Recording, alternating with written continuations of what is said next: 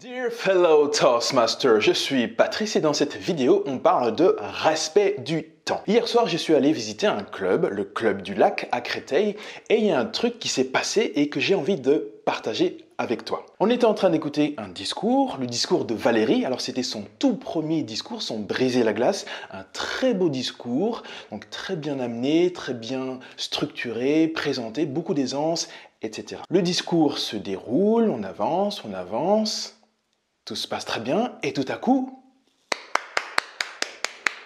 tout le monde se met à applaudir. Alors là, sur le coup, je comprends pas, je reste un peu interloqué parce que très clairement, Valérie n'avait pas terminé son discours. Assez rapidement, je comprends que Valérie avait atteint son temps maximum de parole. Et assez rapidement, je comprends que dans ce club, la politique en termes de respect du temps est très stricte. Le chronométreur montre le panneau rouge lorsque le temps maximal est atteint, et dès que la période de grâce de 30 secondes est atteinte, eh bien, le chronométreur applaudit, du coup tout le monde applaudit et le discours s'arrête. Sur le coup, j'ai trouvé cette règle super brutale et super frustrante.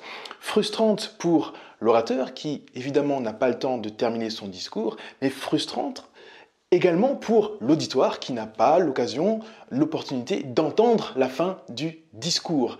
J'étais assez perplexe, mais finalement, ma réflexion s'est poursuivie et je me suis dit, mais waouh, en fait, ok, c'est brutal, mais c'est d'une redoutable efficacité parce que grâce à ça, l'orateur apprend réellement à faire attention au temps dans ses discours. Donc ça, c'est une très bonne chose.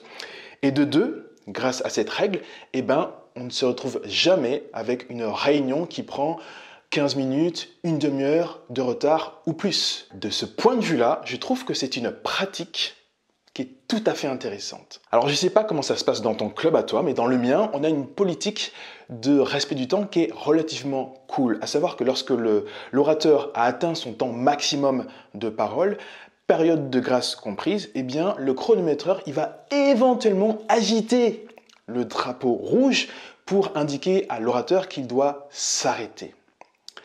Alors, éventuellement, si dans ton club, vous êtes souvent en proie à des retards importants dans votre réunion, c'est peut-être une bonne chose que d'essayer de mettre en place cette pratique qui consiste à interrompre l'orateur lorsqu'il a atteint son temps limite de parole. Voilà ce que j'avais envie de partager avec toi. N'hésite pas à liker, à commenter, à partager. Tu peux également t'abonner à cette chaîne pour ne pas rater mes prochaines vidéos. En complément, tu peux recevoir mon guide dans lequel je partage mes 10 meilleurs conseils pour profiter au maximum de ton club Toastmasters afin de progresser plus rapidement. Jette un œil dans la description de cette vidéo pour accéder à ce guide. Sur ce, je te dis merci de m'avoir regardé et je te dis à très bientôt dans une prochaine vidéo. Ciao, ciao!